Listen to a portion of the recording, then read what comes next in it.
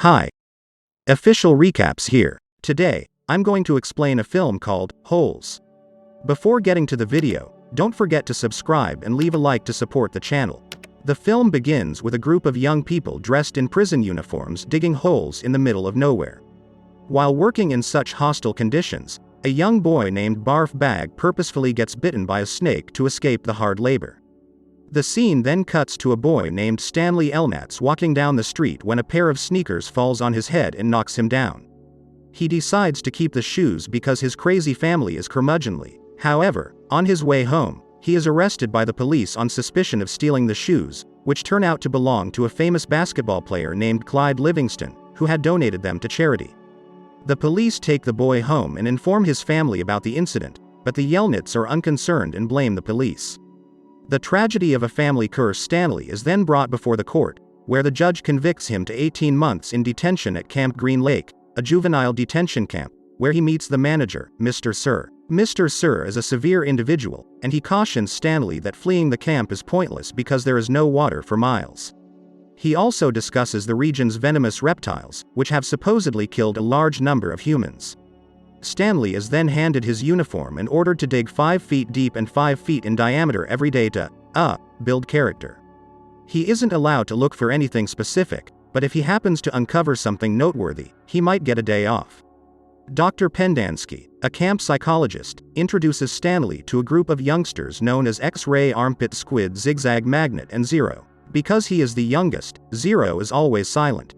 When Stanley explains that he was wrongfully accused of stealing Livingston's sneakers, he takes the place of Barf Bag in the squad after he was transported to the hospital earlier at lunch. Zero breaks his silence for the first time, surprising everyone. A flashback then reveals that Stanley's great-grandfather Stanley had amassed a fortune in the stock market until one day he is robbed by a woman named Kiss and Kate Barlow, sending him into a state of shock and leaving him completely broke in a matter of months. Having no other option, Stanley I begins working on a European farm where he falls in love with his master's daughter. He seeks advice from the local fortune teller Madame Zerone on how to win the girl's heart, but Zerone tells him that the girl is foolish and that he should immigrate to the United States instead. In the end, Stanley disregards the advice and goes to ask the girl's hand in marriage, but the girl's father tells him to bring a big fat pig as telling him to carry it up the mountain, and force it to drink from an enriching natural stream. Stanley I agrees, and vows to visit Zerone after he succeeds. He also promises to carry the frail old woman up the mountain, so she can regain her strength and youth eventually. The pig grows in size, and Stanley I carries it to the girl's father. However, as Zerone predicted, the girl proves to be very foolish, and she is now unable to choose between Stanley and another average-looking suitor. Disappointed, Stanley decides to follow Zerone's first advice and sets off for America, but in the process he completely forgets to keep his promise to her and does not carry her up the mountain, which enrages the fortune teller so much that she curses his entire male lineage for eternity. One day, he uncovers a fossil and brings it to Dr. Pendansky in the hopes of obtaining some time off, but the counselor informs him that the warden isn't interested in fossils. He also explains that there used to be a lake here, and that all of the land around it belonged to the warden's grandpa. The film then jumps back to a century ago, when the warden's grandfather ruled the town. A man named Sam is shown selling onions.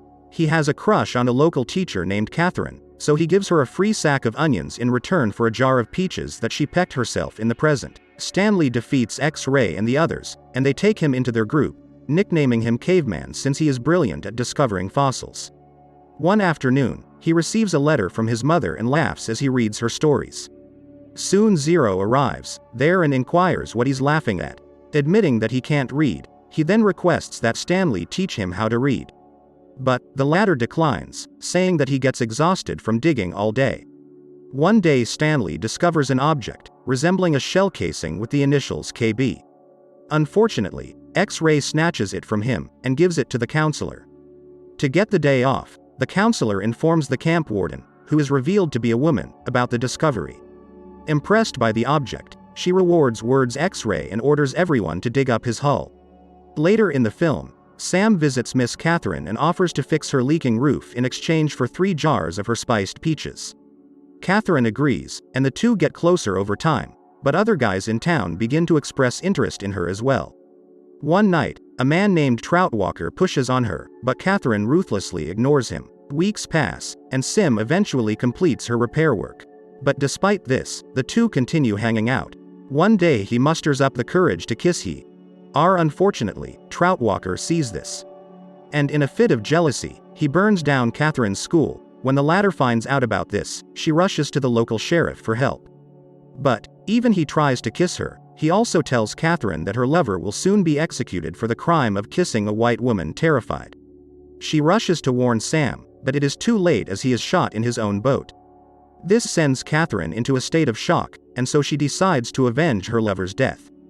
A few days later, she kills the sheriff, and finally gives him the kiss before leaving. After this, Catherine never looks back, and her journey as an outlaw begins. Back in the present, when Mr. Sir brings the boys water, Magnet steals a bag of seed from him. Unfortunately, Mr. Sir notices the missing bag and threatens to punish everyone. When no one steps up, Stanley decides to take the fall to save everyone else. Mr. Sir takes him to the warden, hoping to get him punished for the theft, but the unpredictable warden scolds Mr. Sir instead for distracting the boy from his digging. When Stanley returns to the field to Zero, digs his hole as a way to thank him for saving everyone. Moved by the gesture, Stanley offers to teach him how to read and write as they hang out. Stanley puts 2 and 2 together and figures out that the shell casing you found earlier was actually a tube of lipstick. It belonged to none other than Kiss and Kate Barlow at the same time.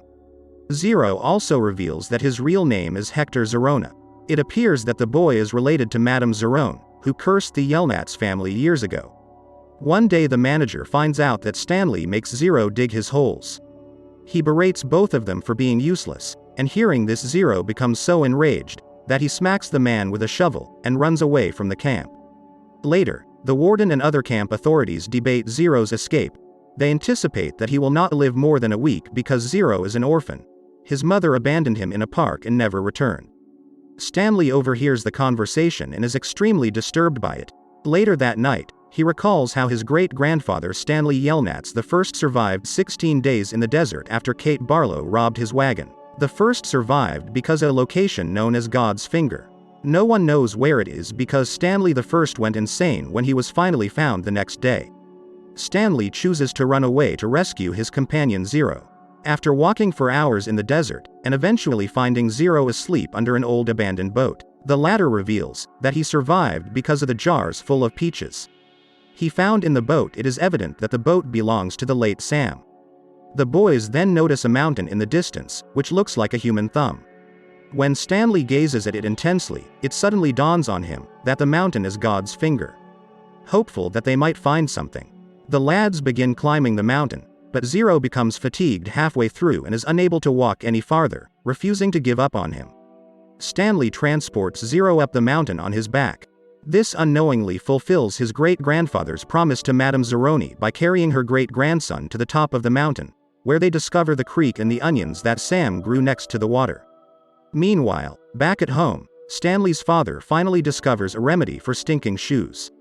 A peach and onion solution. I can't detect any sense. The following day, Zero recovers and confesses that Stanley ended up at the camp because of him. It turns out that Zero unknowingly stole the sneakers from the charity auction, and when he noticed the police looking for them, he panicked and threw them off a bridge. The film flashes back to the past when Kate Barlow finally finds Sim's boat in the dried-up lake that has now turned into a desert.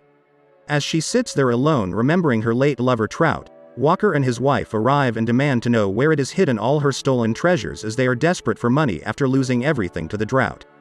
Kate refuses to help them and instead commits the unthinkable by allowing herself to be bitten by a yellow jacket. Back in the present, Stanley and Zero return to the field to look for the treasure chest, where he originally found Kate's lipstick tube. They eventually succeed, but the warden and Mr. Sir arrive and try to seize the trunk. However, they quickly back off when they notice that the yellow-spotted lizards have climbed onto the boys. The next morning, the warden is still waiting for the lizards to leave so that she can steal the chest. It turns out that the boys are alive, because the lizards are averse to the onions they have been eating. After a while, Stanley's attorney also arrives with the police. The warden accuses the boys of stealing her trunk, but her claims are quickly rebuffed when Zero notices Stanley Yelnats written right on the trunk. Consequently, Stanley was allowed to leave in the truck while the guard and her men were arrested. Finally, for the first time in 100 years, he rules the desert. The boys then drove to Stanley's home and divided the treasure equally among the new fortunes. Zero Higher Pi manages to track down his mother, who turns out she's been looking for him too, and the movie ends when the boys become neighbors and invite all the released camp kids to come and visit.